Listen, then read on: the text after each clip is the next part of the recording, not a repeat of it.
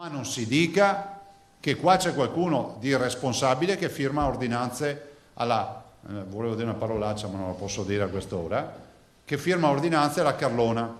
Le ordinanze sono tutte in scia e rispettose dei DPCM.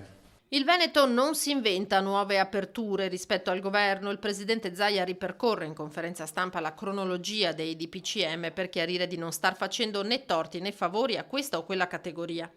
Questi non sono passi in avanti o salti in avanti della regione rispetto a... Noi siamo allineati e coperti con quello che prevede la legge. Abbiamo sicuramente cercato di fare un allineamento rispetto ad alcuni dati. Adesso vi farò vedere. La Regione Veneto non si è inventata nuove aperture. Occorre essere responsabili, continua Zaia, chiedendo la collaborazione di tutti, fondamentale per continuare a veder scendere i numeri, anche dei decessi che restano elevati. Una flessione la si vedrà, dice, non prima di metà maggio. Presidente che dirama una circolare esplicativa sulla vendita di alimentari per asporto e ripete più volte cos'è concesso fare. Per essere chiari, si esce da soli per andare ad acquistare. Lo si fa solo ed esclusivamente con la prenotazione online o telefonica, si ritira il cibo, la derrata alimentare in generale, gelato, pizza e quello che vi viene in mente di acquistabile, pasticceria, si va a consumare a casa.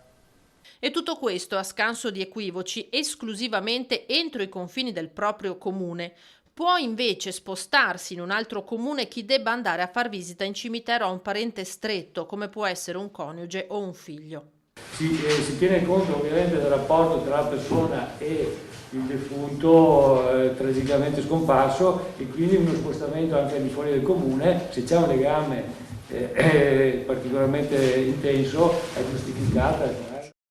Sulle riaperture non può essere un parametro quello del numero di casi positivi che il governo potrebbe tenere in considerazione regione per regione. Se lo si fa in base ai positivi, in generale, bisogna fare il rapporto ai tamponi. Cioè non è che tu puoi prendere il numero assoluto dei 17.000 del Veneto e confrontarlo con i 4.500 della Campania. Sono due paragoni che non puoi fare perché noi abbiamo fatto 6 volte tanto i tamponi della Campania.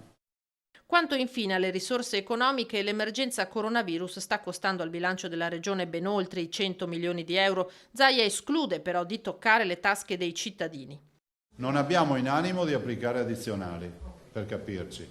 So che il Consiglio si sta ragionando su questo. Vi posso anche dire che l'addizionale, colpendo i redditi alti, dà un gettito, ho visto delle proiezioni di 20-25 milioni. Ne abbiamo raccolti 55 con le donazioni.